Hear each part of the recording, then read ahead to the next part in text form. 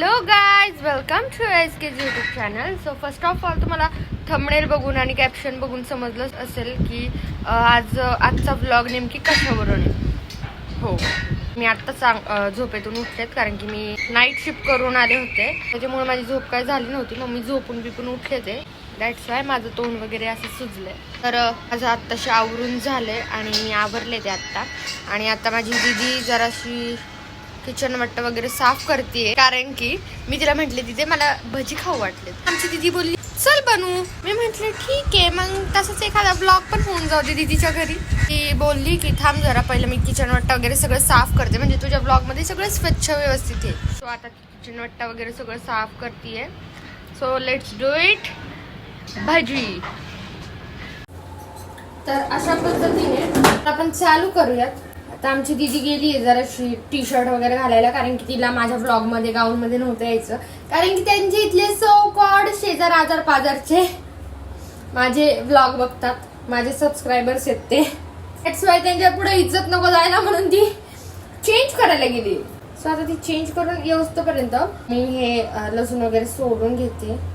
By the way माझी बहीण आहे ना, ती एवढी भज्यांसाठी वेडी होती, एवढी वेडी होती लिटरली. ती काय बोलायची, मला भजे करणारच नवरा पाहिजे. आमच्या पप्पांनी शेवटी तिला हॉटेल मॅनेजमेंट वालाच करून दिला. आता तिला कधी जेवण बनवायचं सुद्धा कंटाळा आला ना, तरी आमचे दाजी बनवतात. त्यांच्या हाताला पण चव एक नंबर. त्यांच्या हातची बिर्याणी खाल्ली ना भाई, स्वर्ग स्वर्ग सुख आहे. इतकं सुंदर बिर्याणी बनवतात ते, म्हणजे त्यात ऍक्च्युली सगळी मेहनत तर दिदीचीच असती, पण फोडणी द्यायला ते येतात, असा सीन होतो. म्हणजे त्यांची एक फोडणी ना अख्ख्या बिर्याणीची टेस्ट बदलून टाकते, म्हणजे इतकी सुंदर बिर्याणी बनवतात. तर मी तुम्हाला आमची तयारी वगैरे दाखवू का. हिच्या घरात मला काही लवकर सापडत नाही, म्हणून आम्ही सगळं मसाले वगैरे हळद वगैरे हे सगळं घेऊन ठेवलंय मी.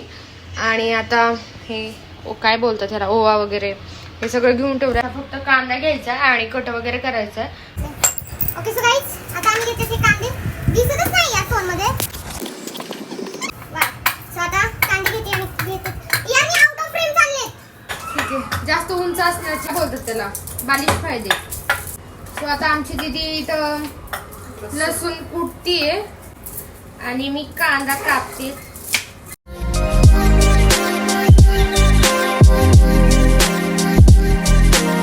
असं बोलणार आहे श्रद्धा, जाऊ काय मी माझ्या घरी. हो जा. जायच्या टाइमला मग रडत बसते गायत पडून, अशी जा जा करते आणि जायच्या टाइमला मग गायत पडून रडते.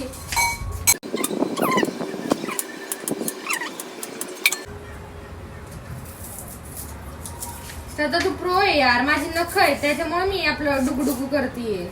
आणि मला शॉप करायला आले तुला बघा, आणि मला दाखवायला मी किती पटपट काम करते आणि तुझं बघ किती हळूहळू चाललंय.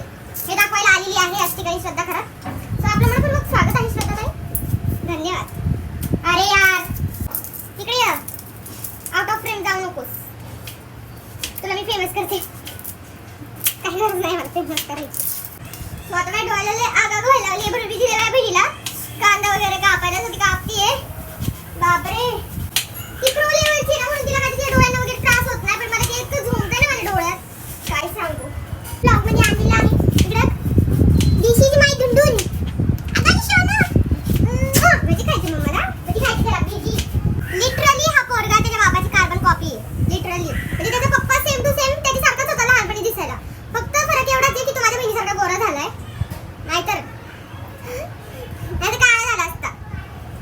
पण छान दिसतो ना बहिणीमुळे. आता याला असं असं करायचं ना श्रद्धा. हो, सुट्टा करायचं. आता या कांद्याला वगैरे सुट्टा बिट्टा करून घ्यायचं, म्हणजे हे असं असेल ना, हे असं वगैरे असेल ना, त्याला सुट्ट बुट्ट करून घ्यायचं, असं चिवडायचं एकदम. हात धुवायला विसरू नका, आता करताना रादाळ्या घरी. सो आता हा आम्ही कांदा घेतलाय, आम्ही दोघीच खाणार, त्याच्यामुळे आम्ही प्रत्येक गोष्टीची क्वांटिटी कमी ठेवली. ते हा कांदा घेतलाय, त्यात आम्ही उभा उभा चिरलाय, त्यात आम्ही टाकलाय हा लसूण जो की ठेचलेला आहे, आणि ओवा टाकलाय. अजून ओवा घेतला, जर लागला तर अजून टाकून. आणि ही कोथिंबीर, ही लाल मिरची आणि हळद, मीठ, बेसन पीठ आणि हे तेल.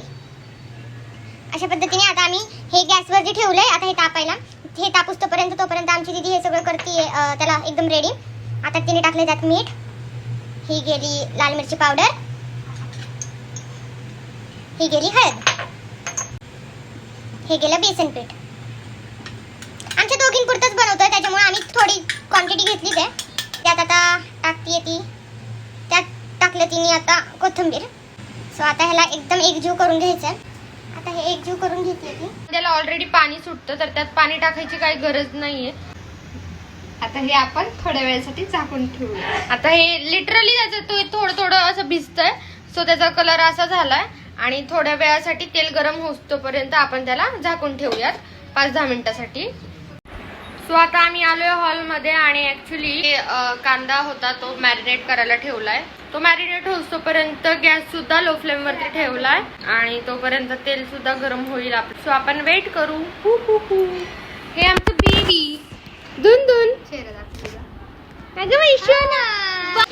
लेहलाय ना, इतका भाव लागतो ना, एवढा भाव, एवढा ऍटिट्यूड आहे ना ह्याला, इतका मेल इगो आहे ना. माय गॉड, जवानी तर काय उद्योग करत नाही ह्याचे, याला माहिती नाही बाबा. इतका ऍटिट्यूड आहे ना, इतका ऍटिट्यूड आहे ना, जरा भाव देत नाही जरा. ताहून कधी पप्पी सुद्धा घेत नाही तो. त्याला म्हटलं पप्पी दे पप्पी दे पप्पी दे, 10 मिनिटं घालवायला लागतात तेव्हा तो कुठं पप्पी देतो. दिली तर देतो, नाही तर ती पण देत नाही. ऍटिट्यूड आहे त्याच्यात. सो गाईस, मला एक सांगायचंय, माझं वेट खूप वाढलंय, एवढी जाडी झालीये मी. माझं वजन 50 kg झालंय. 50 kg. आधी मला 40 kg म्हणजे खूप वाटायचं, खूप. पण तेव्हा मी इतकी दुकडी होते ना. माझे आधीचे फोटो बघितले ना साडीवरचे, ती छोटी दिसते ना, मी एकदम अशी काठीसारखी दिसते माहितीये का. सुधारलीये कारण की माझ्या आयुष्यातून टॉक्सिक पीपल गेलेत ना, दॅट्स वाय मी एकदम सुधारलीये. माझं वेट गेन झालंय. हा तर ह्याच्याच नादात असतो, याला काही घेऊन ब्लॉग मध्ये उपयोग नाहीये.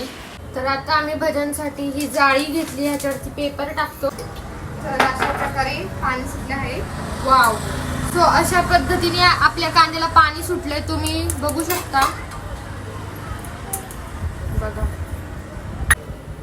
तेल अजून तापलेलं नाहीये. सो आता आपल्या कांद्याचं सगळं म्हणजे ते जे आपण मॅरिनेट करायला ठेवलं होतं ते ऑलमोस्ट सगळं ओके झालेलं आहे. पण तेल आपलं काही तापलेलं नाहीये, त्याच्यामुळे आता आपण हाय फ्लेम केला गॅसचा आणि तेलाला थोडीशी नॉर्मल उकळी येऊस तोपर्यंत आपण थांबणार. तोपर्यंत आपण एकजीव करून घेऊ. तोपर्यंत आपण परत एकदा एकजीव करून घेऊ, म्हणजे परत एकदा त्याला चिवडायचंय. मराठी भाषेत, गावठी भाषेत त्याला चिवडायचंय असं. सो गाईज, तुम्हाला मला एक गोष्ट दाखवायची आहे. माझे इथले छोटे छोटे फॅन्स दाखवते मी. वेट. सो हे माझे छोटे छोटे फॅन्स. हा बाकीचे तर गेले पुढे, त्याचे फ्रेंड्स इथं दिसतात का तुम्हाला. आणि हा अवनीश होता, बाकीचे चाललेत हळूहळू पुढे. सो लिटरली मी इथे जेव्हा येईल ना तेव्हा खिडकीवर हाय दिदी तू कधी आलीस असे करतात.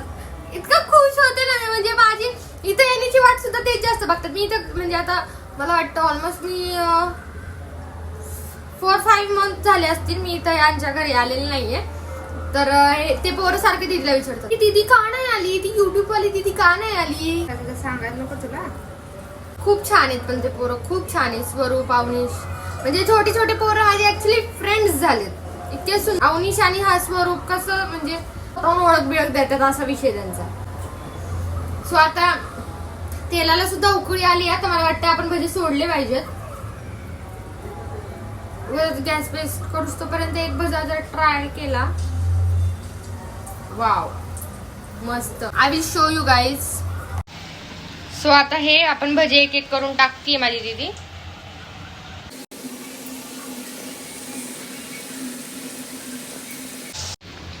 सो आता माझी दीदी हे भजे वगैरे सगळे काढतीये.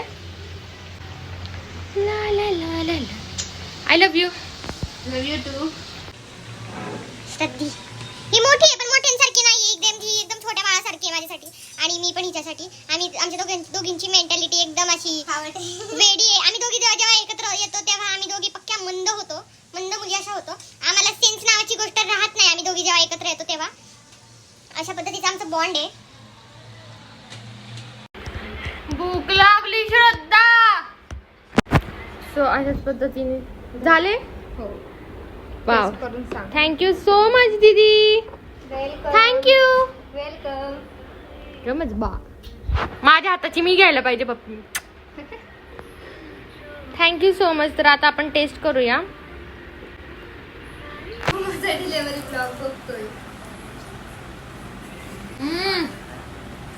खूप खूप सुंदर आहे. एकदम कुरकुरीत झाले एकदम. थँक्यू.